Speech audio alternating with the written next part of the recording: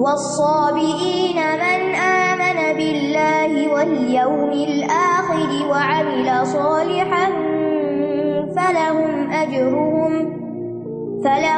أجرهم عند ربهم ولا خوف عليهم ولا هم يحزنون۔ بے شک جو لوگ ایمان لائے اور جو یہودی بن گئے اور عیسائی اور سابی، جو بھی اللہ اور یوم آخرت پر ایمان لائے اور نیک عمل کرے، تو ایسے لوگوں کے لیے ان کا اجر ان کے رب کے پاس ہے، اور ان پر نہ کوئی خوف ہوگا اور نہ ہی وہ غمگین ہوں گے۔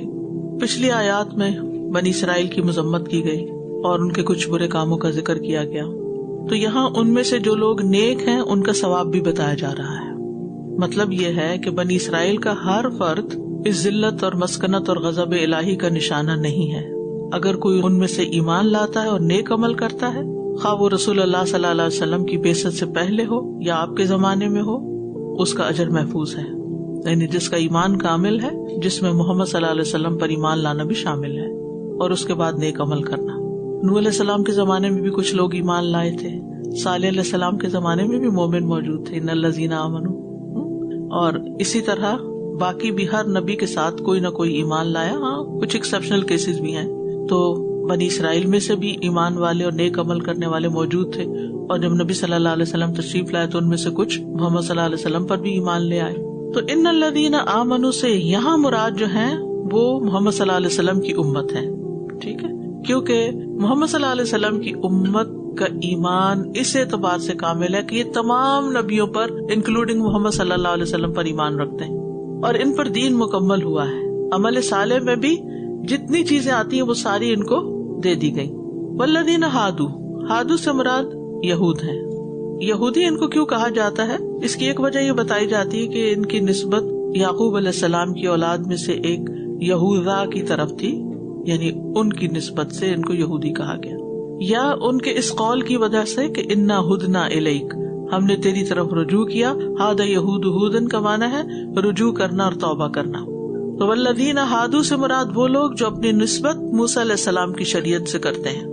اس میں وہ سارے لوگ شامل ہیں جو یہودی عقائد رکھتے ہوں، خواہ وہ بنی اسرائیل میں سے ہوں یا کسی اور قوم میں سے۔ تو ان الذین ہادو والنصارى، اور نصارہ نصران کی جمع ہے جس کا معنی ہے مددگار۔ تو یہ آپس میں نیکی کے کاموں میں ایک دوسرے کی مدد کرتے تھے، اور عیسیٰ علیہ السلام نے جب کہا تھا من انصاری الی اللہ، تو انہوں نے کیا کہا تھا؟ نحن انصار اللہ، کہ کون اللہ کے راستے میں میرا مددگار ہے؟ تو ان لوگوں نے کہا تھا بنی اسرائیل میں سے کہ ہم آپ کے مددگار ہیں اللہ کے راستے میں۔ تو ان کو نصارہ کہا جاتا ہے، عیسائی بھی ان کو کہتے ہیں۔ والسابئین، سابئین کے بارے میں متعدد اقوال ہیں۔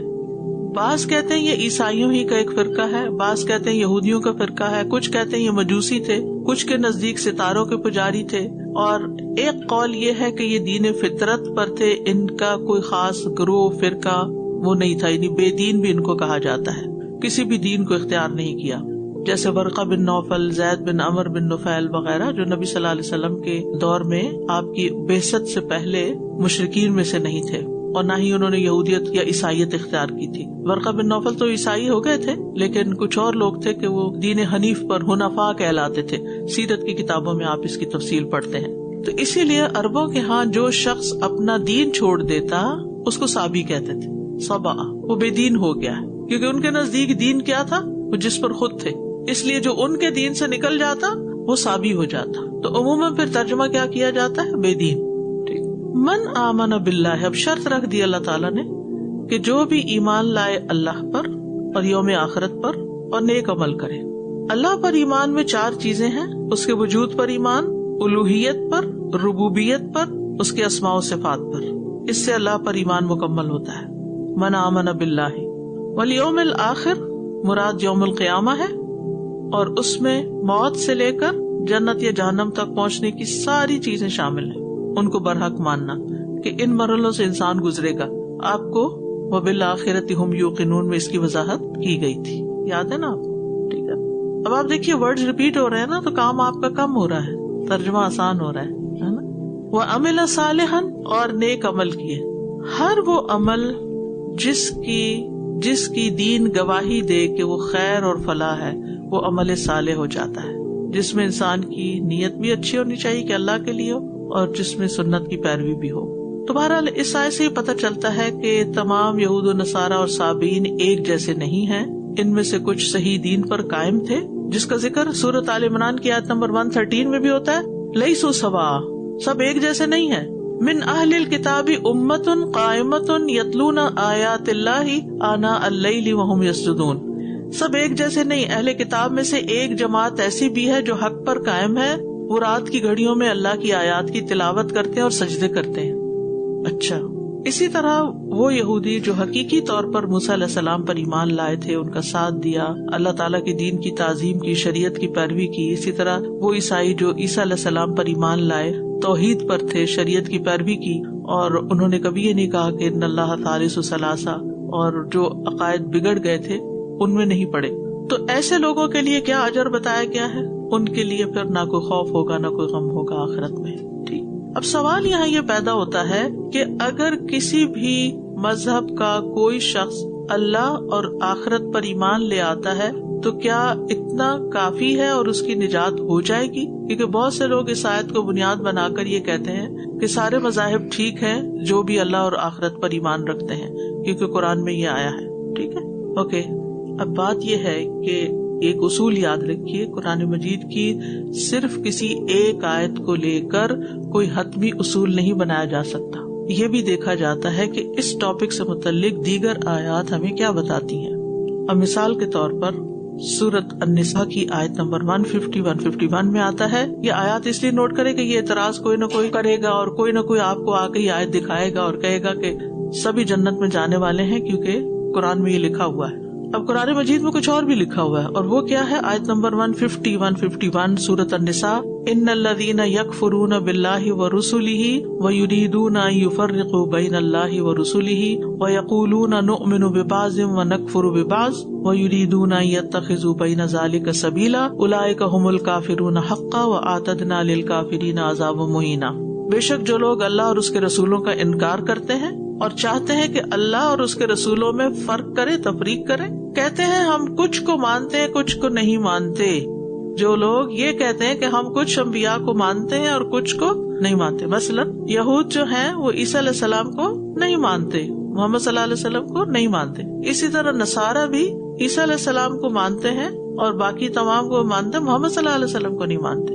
تو یہ تفریق نہیں کی جا سکتی کہ ہم اپنی چوائس سے کسی نبی کو مانے کسی کو نہ مانے، لیکن اگر کوئی ایسا کرتا ہے تو فرمایا کہ وہ چاہتے ہیں کہ اللہ اور اس کے رسولوں کے درمیان تفریق کریں اور کہتے ہیں ہم کچھ کو مانتے ہیں اور کچھ کا ہم انکار کرتے ہیں، وہ چاہتے ہیں کہ اس کے درمیان کا کوئی راستہ اختیار کر لیں، یہ لوگ دراصل حقیقی کافر ہیں اور ہم نے کافروں کے لیے رسوا کو عذاب تیار کر رکھا ہے۔ تو اللہ سبحانہ وتعالیٰ ایسے لوگوں کو مومن ہی نہیں کہتا جو کچھ انبیاء کو مانے اور کچھ کو نہ مانے۔ اسی طرح ایک اور آیت ہے سورۃ ہود کی آیت نمبر 17، وَمَن يَكْفُرْ بِهِ مِنَ الْأَحْزَابِ فَالنَّارُ مَوْعِدُهُ، اور گروہوں میں سے جو کوئی اس کا انکار کرے گا تو آگ ہی اس کی وعدہ گاہ ہے۔ ٹھیک ہے، تو مراد اس سے یہ اگر کوئی شخص آدھی بات کر کے اور وہیں روک دیتا ہے، مثلا قرآن مجید میں آتا ہے فَوَيْلٌ لِّلْمُصَلِّينَ، کیا مطلب ہے اس کا؟ نمازیوں کے لیے ہلاکت ہے، اور اگر کوئی اتنا ہی کوٹ کرے آپ کو تو لوگ نماز ہی نہیں پڑھیں گے۔ اسی طرح لا تقربوا الصلاۃ، نماز کے قریب نہیں جاتا۔ اب اگر کوئی اتنا ہی صرف کوٹ کرتے کہ قرآن میں لکھا ہوا ہے، تو ایک اصول سیکھیے، جب کوئی ایسی آدھی باتیں لے کر آئے تو اسے کہیں کہ ذرا مجھے مصحف نکالنے دیں، اور ذرا نکالے، اس میں سے وہ ڈھونڈے، پھر ان کو پوری آیت پڑھ کے سنائے اور اس کا ترجمہ آپ کو آتا ہے تو وہ بھی سنا دیں۔ ٹھیک ہے، کبھی بھی ادھر سے ادھر سے پکڑی ہوئی باتیں لے کر اس پر پورے دین کی بنیاد بنا دینا یہ درست نہیں ہے، نہ اپنے لیے کہ ہم اپنے لیے اس طرح کی باتیں سوچیں قرآن میں لکھا ہوا ہے تو ہم یہی کرتے ہیں، اور پھر یہ کہ سفر میں نماز آدھی ہوتی ہے تو ساری زندگی سفر ہے تو آپ آدھی بڑا کرو، تو پھر پوری کس کے لیے؟ اس آیت سے بھی پتہ چلتا ہے کہ نبی صلی اللہ علیہ وسلم پر ایمان لانا بہت ضروری ہے اور یہ نجات کا باعث ہے۔ کیوں؟ اس کی وجہ کیا ہے؟ کیونکہ آپ پیچھے پڑھ چکے نا کہ آپ سب کے لیے نبی بنا کر بھیجے گئے ہیں، رحمت للعالمین ہے، رائٹ؟ اور آپ کے لائے ہوئے دین کے بعد کوئی اور شریعت نہیں آئے گی، منسوخ ہے پچھلی، اب فائنل مکمل دین وہ ہے جو محمد صلی اللہ علیہ وسلم پر نازل ہوا، پچھلی رسالتیں منسوخ ہو گئی۔ اب بعض لوگ کہتے ہیں تو پھر عیسیٰ علیہ السلام جو آئیں گے تو پھر وہ تو حضور صلی اللہ علیہ وسلم کے بعد آ رہے ہیں، تو ایسا نہیں ہے۔ قرآن مجید میں لکھا ہوا ہے کہ وَرَسُولًا إِلَىٰ بنی اسرائیل کہ وہ بنی اسرائیل کی طرف رسول تھے اور وہاں سے ان کو اٹھایا گیا، اور جب واپس آئیں گے تو وہ نبی صلی اللہ علیہ وسلم کے فالوور کی حیثیت سے آئیں گے. ٹھیک ہے، یعنی لوگوں کے لیے نئے نبی کی حیثیت سے نہیں آئیں گے. نبی صلی اللہ علیہ وسلم کی رسالت سب کے لیے، اور جب تک آپ پر ایمان نہ لائیں ایمان مکمل نہیں ہوتا. تو اس آیت میں 2 گروہوں کا بھی ذکر ہے. ایک تو مسلمانوں کے اندر ہی ایک فرقہ ہے جس کو مرجئہ کہتے ہیں. وہ کہتے ہیں کہ صرف لا الہ الا اللہ پڑھ لینا کافی ہے، عمل کی ضرورت نہیں. اس آیت میں کیا لکھا ہوا ہے؟ وَعَمِلَ صَالِحًا. ٹھیک ہے. اچھا، اسی طرح بعض کہتے ہیں کہ جو مجنون لوگ ہیں، عقل نہیں ہوتی جن کے اندر، تو ہم مسلمانوں میں ایک گروہ ہے وہ یہ کہتا ہے کہ وہ تو عمل کرنے والوں سے بھی بہتر ہے کیونکہ انہوں نے کوئی گناہ نہیں کیا. لیکن اس کا تو کہیں قرآن و سنت سے دلیل نہیں ملتی. قرآن و سنت سے دلیل کیا ہے کہ ایمان کے ساتھ کیا کرو؟ عمل کرو. اگر عمل کرو گے تو کیا ملے گا؟ فَلَهُمْ أَجْرُهُمْ عِنْدَ رَبِّهِمْ وَلَا خَوْفٌ عَلَيْهِمْ وَلَا هُمْ يَحْزَنُونَ. ان کا اجر ان کے رب کے پاس ہے، ان پر نہ کوئی خوف ہوگا اور نہ غم. اب ثواب کو کیا کہا گیا؟ اجر. اجر کیوں کہا گیا؟ اجر اجرت سے. اجرت کس کو ملتی؟ کوئی کام کرنے کے بعد. تو ثواب وہ ہوتا ہے جو عمل کے بعد ملتا ہے. ایسے بیٹھے بیٹھے ثواب نہیں مل جاتا، کچھ کرنا پڑتا ہے اس کے لیے. تو یہ سوال کرنے کا مقصد یہ ہے کہ ہم کچھ کرنے کا سوچا کریں، صرف یہ باتیں کافی نہ سمجھیں کہ بس ٹھیک ہے لا الہ الا اللہ پڑھا، مسلمانوں کے گھر پیدا ہوئے ہیں، اب کچھ کریں یا نہ کریں سب برابر ہے. اور صرف اجر کے بعد مزید 2 خوشخبریاں سنائی گئی کہ ایسے لوگوں پر کوئی خوف نہیں ہوگا. فیوچر کا خوف ہوتا ہے، یعنی جس میں قبر بھی ہے اور باقی چیزیں بھی، آخرت کا حساب کتاب، تو ان کے اندر ایک سکون آ جائے گا. ان کے لیے بشارتیں ہیں. اور غمگین یعنی جو دنیا میں گزر گیا اس پر ان کو کوئی غم نہیں ہوگا. لیکن کافر کے لیے غم اور حسرتیں دونوں چیزیں ہیں. تو بہرحال اس آیت سے پتہ چلتا ہے کہ اللہ تعالیٰ کسی پر ظلم نہیں کرتا، اور یہ بھی پتہ چلتا ہے کہ اللہ پر اور یوم آخرت پر ایمان لانے کے فائدے کیا ہیں، اور ایمان اور عمل صالح ہو تو کیا فائدہ حاصل ہوتا ہے. خوف اور غم چلا جاتا ہے. آج دنیا میں خوف اور غم ہے، وجہ کیا ہے؟ کیونکہ ہم عمل سے دور ہیں. عمل سے دور ہیں. کبھی بھی زندگی میں ایسی کیفیات آئے نا تو سوچا کرے کہاں غلطی کی ہے، اپنی غلطیوں کو دیکھا کرے اور ان کی اصلاح کر کے توبہ کر کے اللہ کی طرف رجوع کریں. انشاءاللہ ایسی کیفیات دور ہو جائیں گی. اس آیت سے یہ بھی پتہ چلتا ہے کہ ایمان کے ساتھ عمل بے حد ضروری ہے. ابو ذر کہتے ہیں میں نے کہا اللہ کے رسول صلی اللہ علیہ وسلم کون سی چیز بندے کو آگ سے نجات دلاتی ہے؟ آپ نے فرمایا اللہ پر ایمان لانا. میں نے کہا اے اللہ کے نبی کیا ایمان کے ساتھ عمل بھی ضروری ہے؟ صحابی نے سوال کیا ایمان لانا کافی نہیں؟ لا الہ الا اللہ پڑھنا کافی نہیں؟ آپ نے فرمایا اللہ نے جو رزق اسے عطا کیا اس میں سے خرچ کرے. یعنی ہاں نانے کی کہا، عمل کرے، یعنی عمل کی باتیں بتا دی. میں نے کہا اللہ کے رسول اگر وہ فقیر ہو اور اس کے پاس کوئی ایسی چیز نہ ہو جو اللہ کے راستے میں دے؟ فرمایا پھر وہ نیکی کا حکم دے اور برائی سے روکے. میں نے کہا اگر وہ ایسا کرنے سے بھی عاجز ہو، ہمت ہی نہ پڑے، اس کی طاقت ہی نہ ہو؟ آپ نے فرمایا کسی بے ہنر کو ہنر سکھا دے، کوئی اسکل سکھا دے دوسروں. کسی کو کمپیوٹر آتا ہے، کسی کو کوکنگ آتی، کسی کو سوئنگ آتی، کچھ بھی اسکلز ہوتے ہیں. میں نے کہا اگر وہ خود بھی بے ہنر ہو، کچھ کرنے کی طاقت نہیں، فرمایا پھر وہ کسی مخلوق کی مدد کر لے. میں نے کہا اگر وہ خود ضعیف ہو اور یہ طاقت بھی نہ رکھتا. آپ دیکھیں کہ جب لوگ بوڑھے ہوتے جاتے ہیں نا تو یہ ساری چیزیں آ جاتی ہیں ان میں. بزرگوں کو یہ حدیث سنانی چاہیے. آپ نے فرمایا تم تو اپنے بھائی میں کوئی خیر و بھلائی چھوڑنا ہی نہیں چاہتے، یعنی اس کے اندر کچھ بھی نہیں. لیکن وہ سوال کیوں کر رہے تھے کہ تاکہ ہر شخص کے لیے کوئی نہ کوئی چیز مل جائے. فرمایا کہ وہ کسی کو تکلیف نہ دے، دوسروں کے لیے مصیبت نہ بنو. میں نے کہا کہ اے اللہ کے رسول جب کوئی آدمی یہ عمل کرے گا کہ کسی کو تکلیف نہیں دے رہا تو وہ جنت میں داخل ہو جائے گا؟ آپ نے فرمایا جو مسلمان بھی ان خصلتوں میں سے کسی خصلت پر عمل کرے گا میں اس کا ہاتھ پکڑوں گا یہاں تک کہ اسے جنت میں داخل کراؤں.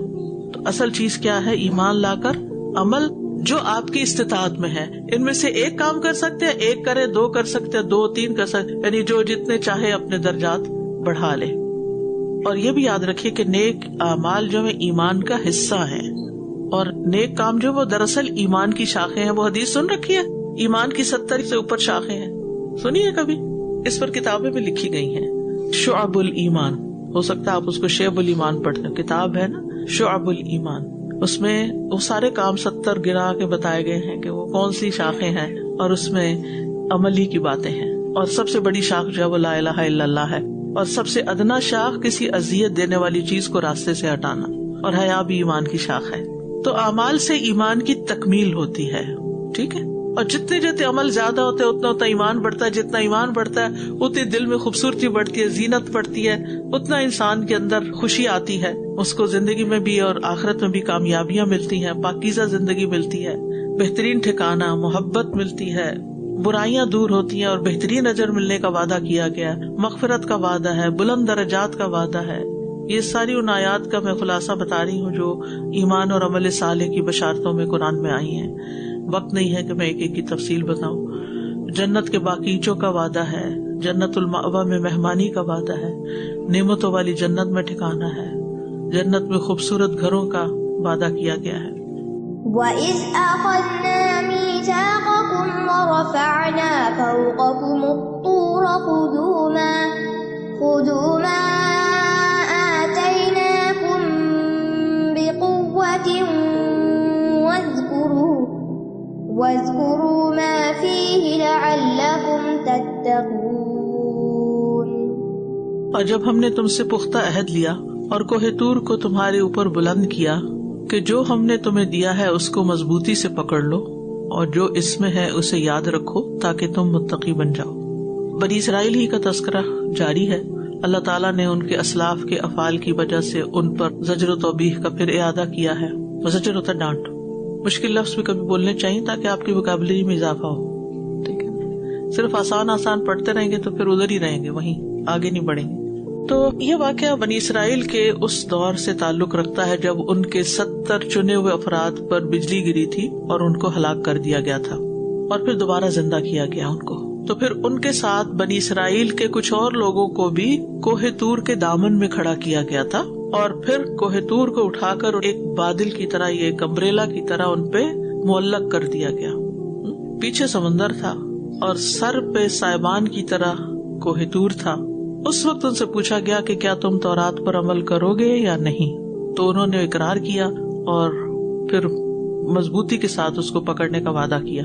اس وقت انہیں اپنی نافرمانیوں کا، عہد شکنیوں کا اور غلطیوں کا احساس ہوا تو انہوں نے توبہ کی۔ یہ کیوں کیا گیا تھا؟ تاکہ ان کے اندر تقویٰ آئے، اللہ کا ڈر آئے اور وہ کچھ کریں۔ وَإِذْ أَخَذْنَا مِيثَاقَكُمْ وَرَفَعْنَا فَوْقَكُمُ الطُّورَ، وَإِذْ اور وہ وقت یاد کرو، اذکرو، بنی اسرائیل سے خطاب ہے۔ یہود بنو قینقاع، بنو نذیر، بنو قریظہ جو مدینہ میں رہتے تھے ان کو سمجھایا جا رہا ہے کہ وہ وقت یاد کرو۔ اذ اخذنا میثاقکم، جب ہم نے تم سے میثاق لیا۔ میثاق کیا ہوتا ہے؟ پکا وعدہ، بھاری اور تاکیدی عہد، ٹھیک ہے؟ وثاق سے، وثاق اس رسی کو کہتے ہیں جس سے قیدی کو باندھا جاتا ہے، مضبوط رسی کہ وہ توڑ نہ سکے، ٹھیک ہے؟ تو مضبوط وعدہ، پکا وعدہ جس کو کہتے ہیں، یعنی وعدہ اور پکا وعدہ میں جو فرق ہے وہی عہد اور میثاق میں۔ اور طور جو ہے ایک مشہور پہاڑ کا نام ہے، بعض کہتے ہیں کہ ہر پہاڑ کو طور کہا جاتا ہے۔ بہرحال پہاڑ ان پر معلق کیا گیا۔ اب جو ہی انہوں نے دیکھا کہ سر پہ پہاڑ ہے تو روایات میں آتا ہے کہ وہ سجدے میں گر پڑے، لیکن انہوں نے پوری طرح سر زمین پر نہیں لگایا بلکہ ایسے ٹیڑھا رکھا، منہ اوپر بھی دیکھ رہے تھے، یعنی ڈر کے گر تو پڑے لیکن سجدہ بھی پورا نہیں کیا، دیکھ رہے تھے پہاڑ تو نہیں سر پہ آ رہا، خوف کے مارے۔ اس حالت میں موسیٰ علیہ السلام نے ان سے کہا، یعنی جو وہ گرے ہوئے تھے، اس تورات کو پکڑ لو، اس پر عمل کو لازم کر لو۔ تو انہوں نے وعدہ کر لیا قد فعلنا، کیونکہ انہیں یہ یقین تھا اگر اب بھی ہم نہیں مانے تو کیا ہوگا، پہاڑ سر پہ گرے گا۔ کیا کہا گیا؟ خذوا ما آتیناکم بقوہ، جو ہم تمہیں دے رہے ہیں یعنی تورات، اس کو مضبوطی سے پکڑو، قوت سے پکڑو۔ قوت سے مراد کو ایسے زور لگا کے پکڑنا نہیں ہے، اس سے مراد یہ ہے کہ اس کو یعنی اپنی زندگی کا حصہ بنا لو، اس کو کبھی چھوڑو نہیں۔ جو چیز مضبوط پکڑی جاتی ہے وہ ہاتھ سے چھٹتی نہیں، چھوڑی نہیں جاتی، یعنی اس کو چھوڑو نہیں، اس سے الگ نہ رہو، اس کو اپنی زندگی میں شامل رکھو، نیت کے اخلاص کے ساتھ پکڑو۔ مجاہد کہتے ہیں قوت سے مراد کہ اس میں جو احکامات ہیں ان پر عمل کرو، اور بعض نے کہا کہ اس سے مراد ہے کثرت سے پڑھو، کثرت سے۔ انہیں تورات کہی گئی تھی، ہمارے لیے قرآن کا یہ حکم ہے کہ مہینے میں ایک قرآن ختم ہونا چاہیے، یہ منیمم ہے۔ یعنی صحابہ میں سے کوئی بھی ایسا نہیں تھا کہ جو مہینے سے زیادہ لیتا، کچھ 10 دن میں ختم کرتے تھے، کچھ ہفتے میں ختم کرتے تھے، کچھ 3 دن میں ختم کرتے تھے۔ یہ بیٹھی ہوئی ہیں، انہوں نے مجھے ایک دفعہ بتایا تھا کہ ان کے ہسبینڈ چلتے پھرتے کوئی بھی کام کرتے تو حافظ ہے ماشاءاللہ، تو وہ روزانہ ایک قرآن ختم کر لیتے ہیں، اور ایسے لوگ دنیا میں پائے جاتے ہیں، یعنی کہ جو چپ رہنے کی بجائے اگر ان کے سینے میں کچھ قرآن ہے تو وہ ساتھ ساتھ پڑھتے جاتے، لیکن ہماری باتیں ہی ختم نہیں ہوتی، ہماری سوچیں، فکریں، پریشانی. ہم چپ بھی بیٹھے ہوتے ہیں نا، ایسے منہ لٹکا کے بیٹھے ہوتے ہیں ہونٹ بند کر کے، نہ ہم ذکر کرتے ہیں تو اس سے پریشانی تھوڑی ختم ہوتی. تو اگر آپ ہر لونر کیلنڈر کے ساتھ ہر روز ایک ٹارگٹ سیٹ کر لے، اٹھتے بیٹھتے چلتے پھرتے. ٹھیک ہے، میں سمجھتی ہوں کچھ لوگوں کی بہت ذمہ داریاں، بہت کام ہے، چھوٹے بچے ہیں، پڑھنے پکڑنے نہیں دیتے، لیکن ایٹ لیسٹ وہ لوگ تو پڑھیں جن کو اللہ نے کچھ فرصت دی ہے، جن کے پاس کچھ ٹائم ہے. اگر نہیں بھی پڑھ سکتے، ڈرائیو کرتے ہیں آپ، بہت سے لوگ ڈرائیو کر تو دور دور سے بھی آتے ہیں، ٹارگٹ سیٹ کر لیں، ہر روز کا ایک سپارہ تو سننا ہی سننا ہے. یعنی کچھ بھی ہو قوت سے پکڑنا یہی ہے اصل میں، کہ زندگی میں قرآن شامل ہو جائے، ساتھ رہے. سو رہے ہیں، جاگ رہے ہیں، سوتے ہوئے بھی پڑھ کے سوئیں، اٹھ کے بھی فجر کے وقت پڑھیں، دن میں بھی. آج کل جو آپ یہ ماشاءاللہ اس وقت پکڑے ہوئے ہیں، یہ بھی مضبوطی سے پکڑنا ہے کہ اب مجبوراً سبق یاد کرنے کے لیے پکڑنا ہی ہوتا ہے اس کو. بہرحال ان سے کہا گیا کہ کثرت سے پڑھیں اور اس کے اوپر عمل بھی کریں. فخذھا بقوۃ، جیسے اللہ تعالیٰ نے کہا تھا یا یحییٰ خذ الکتاب بقوۃ، اے یحییٰ کتاب کو مضبوطی سے پکڑ لو. تو جس طرح بنی اسرائیل معمور تھے، اسی طرح ہم بھی معمور ہیں کہ ہم قرآن کو قوت سے پکڑیں. وَاذْكُرُوا مَا فِيهِ، صرف پکڑے ہی نہیں بلکہ جو اس میں ہے اس کو یاد کرو، اس پہ عمل بھی کرو، غور و فکر کرو، اس کو بھولو نہیں. یاد رکھو کا مطلب ہے کہ اس کو بھولو نہیں. اور صرف زبان سے تلاوت کرنا مراد نہیں ہے، بلکہ اس کو ذہن میں رکھنا، اس کے مطابق عمل کرنا. یعنی صرف تلاوت کافی نہیں. امام مالک کہتے ہیں بعض اوقات وہ شخص قرآن پڑھتا ہے جس میں خیر نہیں ہوتی. ٹھیک ہے، یعنی پڑھنے میں تو کوئی بھی پڑھ لے گا، لیکن اصل چیز کیا ہے کہ اس کو سمجھو بھی. اب دیکھیں اگر کسی کے گھر میں بہت ساری کتابیں ہیں، بھری ہوئی لائبریری، کمرہ بھرا ہوا ہے، پڑھتا ایک کتاب نہیں ہے، کوئی فائدہ اس کو؟ کچھ لوگ کتابوں کے بہت شوقین ہوتے ہیں، لائبریریاں بنا رکھی ہوتی ہیں لیکن وہ صرف دکھانے کی ہوتی ہے، پڑھنے کی نہیں ہوتی، پڑھتے چڑھتے کچھ نہیں. تو کوئی کتاب، کوئی بھی کتاب، اس کا کوئی فائدہ نہیں، وہ آپ کے اوپر بوجھ ہے، گدھے کی طرح بوجھ. آپ اٹھا کے ادھر سے رکھ رہے ادھر، ادھر سے رکھ رہے ادھر، پھر ان کی ڈسٹنگ کرو، ان کی صفائی کرو ان کو، اگر آپ ان کو پڑھتے نہیں اور اس سے سبق حاصل نہیں کرتے.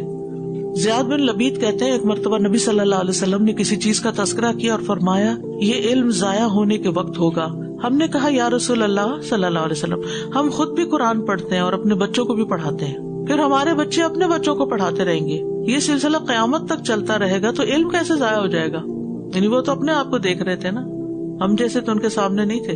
نبی صلی اللہ علیہ وسلم نے فرمایا اے ابن ام لبید، تمہاری ماں تمہیں گم کر کے روئے، میں تو سمجھتا تھا تم مدینہ کے بہت سمجھدار آدمی ہو. کیا یہ یہود و نصارہ تورات اور انجیل نہیں پڑھتے؟ دراصل یہ لوگ اس میں موجود تعلیمات سے معمولی سا فائدہ بھی نہیں اٹھاتے. آج ہمارا حال کیا ہو گیا ہے؟ حفظ بھی کر لیتے ہیں، پڑھتے بھی ہیں، فائدہ نہیں اٹھاتے، عمل نہیں کرتے. اچھا یہ حکم کیوں دیا، پہاڑ مسلط کر کے اور یہ سب کچھ کیوں کروایا گیا، اور کیوں کہا گیا کہ اپنی کتاب پڑھو؟ لعلکم تتقون، تاکہ تقوی پیدا ہو. تقوی پیدا ہوگا تو ہی اس کتاب سے فائدہ اٹھا سکو گے، اور یہ کتاب پڑھو گے تو تقوی، تو ایک پورا سرکل بن جاتا ہے، ایک پورا سائیکل ہو جاتا ہے. تو اس آیت سے بھی پتہ چلتا ہے کہ اسلاف کی سیرت سے بعد والوں کو نصیحت کی جانی چاہیے. پھر یہ کہ اللہ تعالیٰ کی یہ عظیم قوت ہے کہ پہاڑ جیسی چیز اکھاڑ کے گرنے سے گریوٹی کا اس پہ کوئی اثر نہیں، ان کے سروں پہ مسلط ہے، یعنی اوپر معلق کی گئی ہے. اور پھر آپ دیکھیے کہ بنی اسرائیل کی سرکشی، کہ اس وقت تو مان گئے اور بعد میں کیا کیا، بھول گئے. ہماری جو کتاب ہے اس کو بھی ہمیں پڑھنے کے لیے اور پیروی کرنے کے لیے کہا گیا. وَهَذَا كِتَابٌ أَنزَلْنَاهُ مُبَارَكٌ فَاتَّبِعُوهُ، یہ کتاب جو برکت والی ہے، اس کو فالو کرو، اس کی پیروی کرو اور اس کو مضبوطی سے پکڑو. نبی صلی اللہ علیہ وسلم فرمایا دو چیزیں تم میں چھوڑ کے جانا، اگر ان کو مضبوط پکڑو گے کبھی گمراہ نہیں ہوگے. وہ کیا ہے؟ قرآن و سنت. تو قرآن کی حروف کے ساتھ ساتھ اس کی حدود کا خیال رکھنا بھی ضروری ہے. قرآن پر عمل کر کے اس کی تصدیق کریں. ٹھیک ہے. منصور کہتے ہیں میں نے مجاہد سے کہا، یہ مجاہد مکہ کے مفسر تھے، ابو حجاج، وہ شخص جو سچائی کو لایا اور اس نے اس کی تصدیق کی، اس سے کیا مراد ہے؟ قرآن کی ایک آیت ہے. ان کا یہ وہ لوگ ہیں جو قرآن لاتے ہیں، تو یہ وہ شخص ہے جو کہتا ہے یہ وہ قرآن ہے جو ہم نے تمہیں دیا تھا اور ہم نے اس پر عمل کر لیا. بہرحال قرآن سے ہم اثر قبول کریں اور اس پر عمل کریں. ثم توليتم من بعد ذلك فلولا فضل الله عليكم ورحمته لكنتم من الخاسرين. پھر اس کے بعد تم اپنے عہد سے پھر گئے، تو اگر تم پر اللہ کا فضل اور اس کی رحمت نہ ہوتی تو ضرور تم خسارہ پانے والوں میں سے ہو جاتے. یعنی اتنا پکا وعدہ کر کے اس خوف کی حالت میں پھر کیا کیا؟ بھول گئے، پھر کنارہ کشی کی، تورات میں تحریف کی، آیات کو چھپایا، انبیاء کے احکام کی نافرمانی کی، بعض کو قتل کیا، بعض کو جلا وطن کیا، جھٹلایا، ارض مقدس میں داخلے کا حکم ہوا تو صاف انکار کر دیا۔ تو موسیٰ علیہ السلام نے پھر آخر کار دعا کی کہ اللہ ان کے اور میرے بیچ میں اب جدائی ڈال دے، ففرق بینی و بین القوم الفاسقین۔ اس کے باوجود اللہ تعالیٰ نے رحم کیا، ان کی توبہ قبول کی، نبیوں کا سلسلہ جاری رکھا۔ ثم تولیتم من بعد ذلک، پھر تم نے اس سے روگردانی کی۔ تولی کہتے پیٹ پھیر کے چلے جانا، منہ موڑ جانا، کام نہ کرنا، یعنی جب اللہ نے پہاڑ دور کر دیا، عذاب دور کر دیا تو کوئی سبق نہیں لیا، وعدے سے پھر گئے۔ فلولا فضل اللہ علیکم ورحمتہ، پھر اگر تم پر اللہ کا فضل اور اس کی رحمت نہ ہوتی، لکنتم من الخاسرین، یعنی اللہ کا فضل کیسے ہوا؟ پیغمبر بھیج کر، پیغمبروں کا آنا، نصیحت کرنا، یہ اللہ کی رحمت ہوتی ہے جو آ کر اپنے عمل سے راستے واضح کرتے ہیں۔ تو لکنتم من الخاسرین، تو تم بھی خسارہ پانے والوں میں سے ہو جاتے، یعنی جو لوگ اپنی اس زندگی سے فائدہ نہ اٹھائیں، آخرت کے لیے کچھ نہ کریں، ایسے ہی چلے جائیں، تو پھر کیا ان کے مقدر میں؟ خسارہ، کہ جنہوں نے اپنی دنیا سے بھی محدود فائدہ حاصل کیا اور آخرت وہ تو پیچھے ہی رہ گئی۔ تو اس آیت سے یہ پتہ چلتا ہے کہ بندوں کے گناہوں کے باوجود اللہ تعالیٰ ان کو مہلت دیتا ہے، ان پہ فضل فرماتا رہتا ہے، اور بندے کو نیکی کی توفیق ملنا دراصل اللہ کا فضل اور رحمت ہوتی ہے۔ اگر ہم کچھ اچھا کر رہے ہیں تو اس میں ہمارا کوئی کمال نہیں ہوتا، یہ بلکہ کیا ہوتا ہے؟ اللہ کا فضل۔ وَلَقَدْ عَلِمْتُمُ الَّذِينَ اعْتَدَوْا مِنكُمْ فِي السَّبْتِ فَقُلْنَا لَهُمْ كُونُوا قِرَدَةً خَاسِئِينَ، اور تم نے ان لوگوں کو اچھی طرح جان لیا جنہوں نے تم میں سے ہفتے کے دن کے بارے میں حد سے تجاوز کیا تھا، تو ہم نے ان سے کہا کہ ذلیل بندر بن جاؤ۔ ہفتے کے دن کے حوالے سے بنی اسرائیل کی ایک آزمائش ہوئی تھی، اور تفصیل کچھ یوں ہے کہ موسیٰ علیہ السلام کے سینکڑوں سال بعد یہ واقعہ داؤد علیہ السلام کے زمانے میں پیش آیا تھا۔ ہفتے کا دن بنی اسرائیل کے لیے محترم اور معظم دن تھا جو عبادت کے لیے مقرر تھا۔ ان کو جمعہ پیش کیا گیا، انہوں نے کہا ہمیں ہفتہ ٹھیک ہے، ہم ہفتے کو بنائیں گے اپنا خاص دن۔ نصارہ نے اتوار کو بنایا اور مسلمانوں نے جمعے کو چوز کیا۔ بہرحال بنی اسرائیل پر ہفتے کے دن کام کاج کرنا، شکار کرنا حرام تھا، تاکہ وہ صرف عبادت کے لیے اپنے آپ کو فارغ کریں۔ تو اللہ تعالیٰ نے انہیں ہفتے کے دن مچھلیوں کی کثرت کے ساتھ آزمایا، اس طرح کہ وہ پانی کے اوپر اچھلتی ہوئی نظر آتی تھی۔ جب ہفتے کا دن گزر جاتا تو کوئی مچھلی نظر نہیں آتی تھی۔ امتحان تھا اللہ تعالیٰ کی طرف سے۔ انہوں نے شکار کرنے کے لیے کیا کیا؟ ہیلا کیا۔ جمعہ کے دن جال بچھا دیتے، ہفتے کو مچھلیاں اس میں پھنس جاتی، اتوار کے دن نکال لیتے اور کہتے ہم نے تو ہفتے کو کچھ بھی نہیں کیا۔ کس کو دھوکہ دے رہے ہیں؟ یخادعون اللہ والذین آمنوا وما یخدعون الا انفسهم وما یشعرون۔ وَلَقَدْ عَلِمْتُمُ الَّذِينَ اعْتَدَوْا مِنْكُمْ فِي السَّبْتِ۔ وَلَقَدْ، واو قسم کے لیے آتی ہے، یہ واو قسم کی ہے، اللہ کی قسم ایسا ہوا، لام تاکید کے لیے ہے، ضرور با ضرور ہوا، قد تحقیق یعنی یقیناً ہوا۔ تین مؤکدات ہیں، تین تاکیدیں ہیں اس میں، قسم کھا کے یہ بات کی جا رہی ہے کہ ایسا ہوا تھا۔ کیا؟ علمتم الذین اعتدوا، تمہیں معلوم ہے ان لوگوں کے بارے میں، تم نے جان لیا، تمہارے علم میں ہے، یعنی یہ قسمیہ بات ہے، پکی بات ہے کہ تمہارے علم میں ہے وہ لوگ جو ہفتے کے دن زیادتی کرنے والے تھے، سبت کے دن زیادتی کرنے والے تھے، یعنی سبت کے دن جس چیز سے منع کیا گیا تھا اس کو ہیلے کے ساتھ کر رہے تھے۔ اس واقعے کی تفصیل جو سورۃ الاعراف 163 میں بھی آتی ہے، اللہ تعالیٰ فرماتے ہیں اور ان سے اس بستی کے بارے میں پوچھو جو سمندر کے کنارے پر تھی، جب وہ ہفتے کے دن میں حد سے تجاوز کرتے تھے، جب ان کی مچھلیاں ان کے ہفتے کے دن سر اٹھائے ہوئے ان کے پاس آتی تھی اور جس دن ہفتہ نہ ہوتا تھا وہ نہیں آتی تھی۔ اس طرح ہم ان کی آزمائش کرتے تھے اس کی وجہ سے جو وہ نافرمانی کر رہے تھے۔ تو نتیجہ کیا؟ فَقُلْنَا لَهُمْ كُونُوا قِرَدَةً خَاسِئِينَ، ہم نے کہا کہ ذلیل بندر بن جاؤ۔ کونوا قردۃ، تو اللہ تعالیٰ نے ان کو کلمہ کن کے ذریعے بندر بنا دیا۔ انما امرہ اذا اراد شیئا ان یقول لہ کن فیکون، یہ اس کی عملی مثال ہے۔ کونو، ہو جاؤ، بن جاؤ، ہو گئے۔ قردہ، قرد کی جمع ہے، بندر۔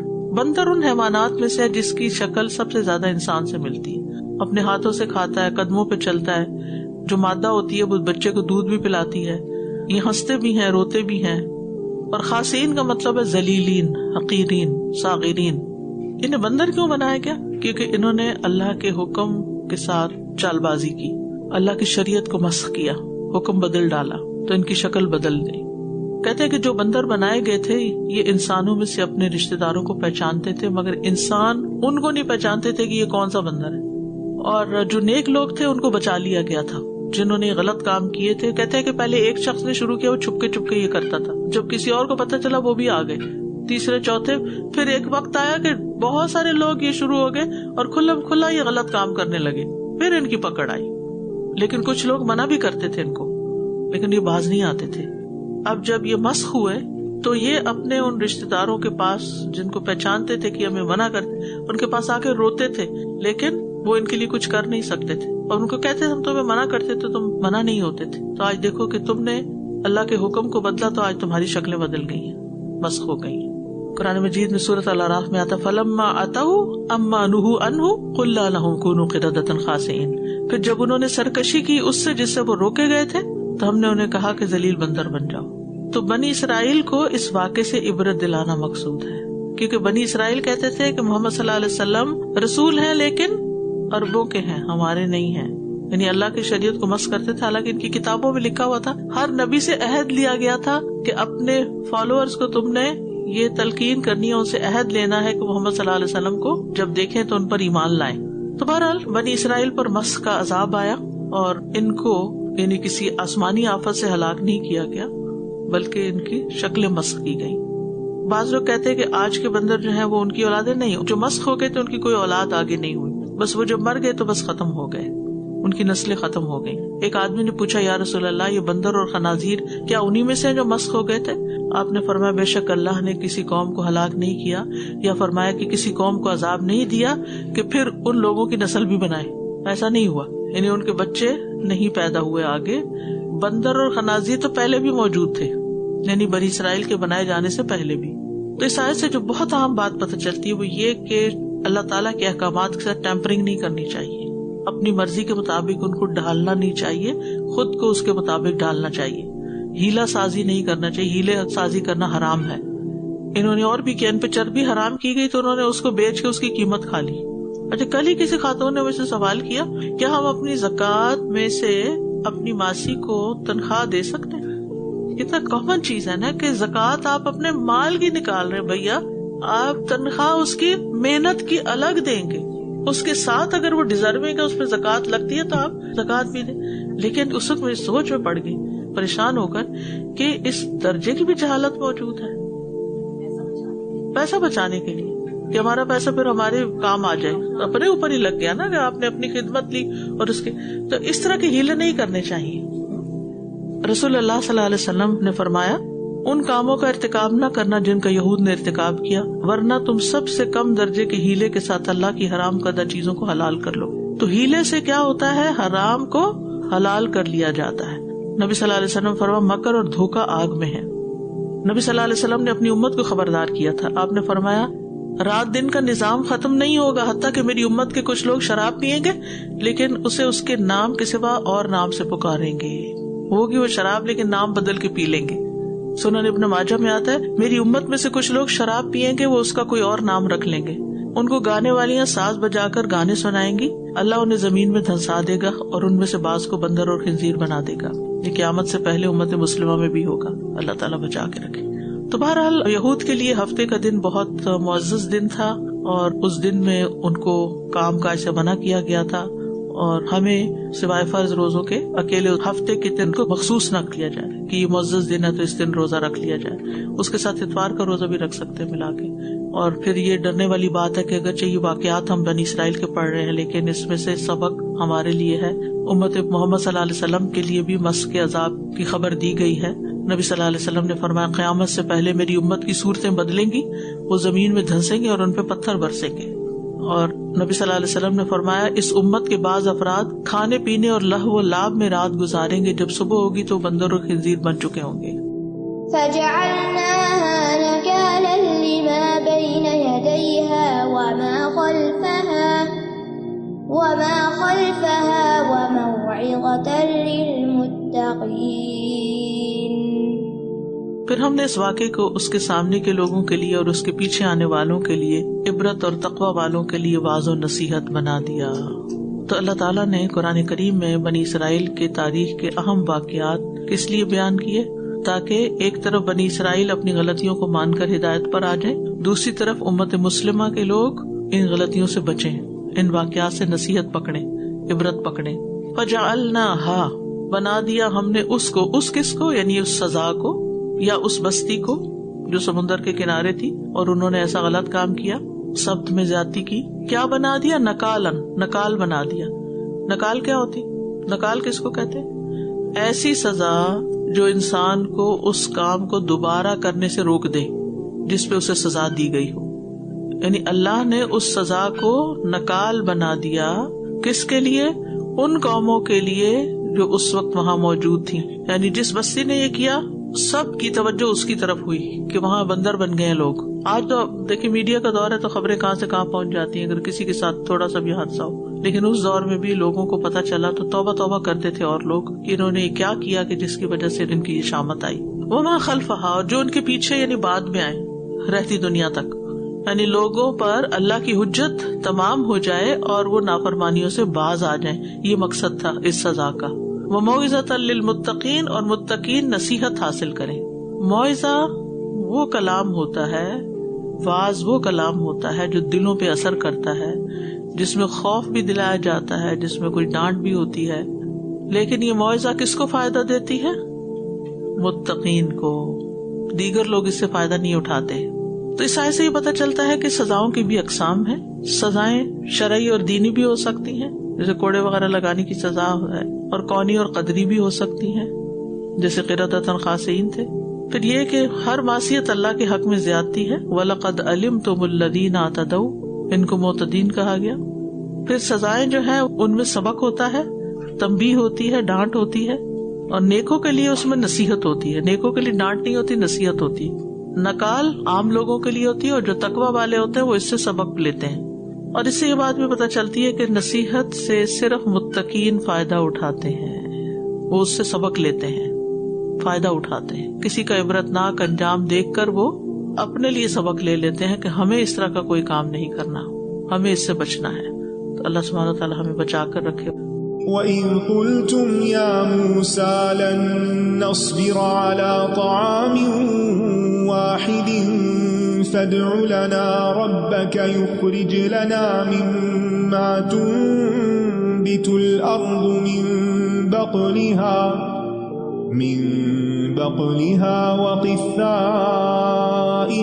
وَفُومِهَا وَعَدَسِهَا وَبَصَلِهَا قال أتستبدلون الذي هو أدنى بالذي هو خير اهبطوا مصرا فإن لكم ما سألتم وضربت عليهم الذلة والمسكنة وباءوا بغضب من الله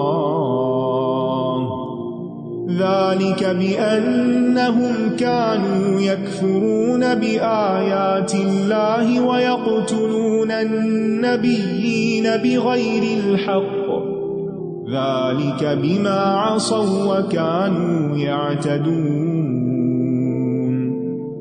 إن الذين آمنوا والذين هادوا والنصارى والصابئين من آمن بالله واليوم الآخر وعمل صالحا فلهم أجرهم عند ربهم ولا خوف عليهم ولا هم يحزنون وَإِذْ أَخَذْنَا مِيثَاقَكُمْ وَرَفَعْنَا فَوْقَكُمُ الطُّورَ خُذُوا مَا آتَيْنَاكُمْ بِقُوَّةٍ وَاذْكُرُوا مَا فِيهِ لَعَلَّكُمْ تَتَّقُونَ ثُمَّ تَوَلَّيْتُمْ مِنْ بَعْدِ ذَلِكَ فلولا فضل الله عليكم ورحمته لكنتم من الخاسرين وَلَقَدْ عَلِمْتُمُ الَّذِينَ اعْتَدَوْا مِنكُمْ فِي السَّبْتِ فَقُلْنَا لَهُمْ كُونُوا قِرَدَةً خَاسِئِينَ فَجَعَلْنَاهَا نَكَالًا لِمَا بَيْنَ يَدَيْهَا وَمَا خَلْفَهَا وَمَوْعِظَةً لِلْمُتَّقِينَ. وآخر دعوانا ان الحمد للہ رب العالمین. سبحانک اللہم و بحمدک اشہد ان لا الہ الا انت استغفرک و اتوب الیک. السلام علیکم و رحمۃ اللہ وبرکاتہ.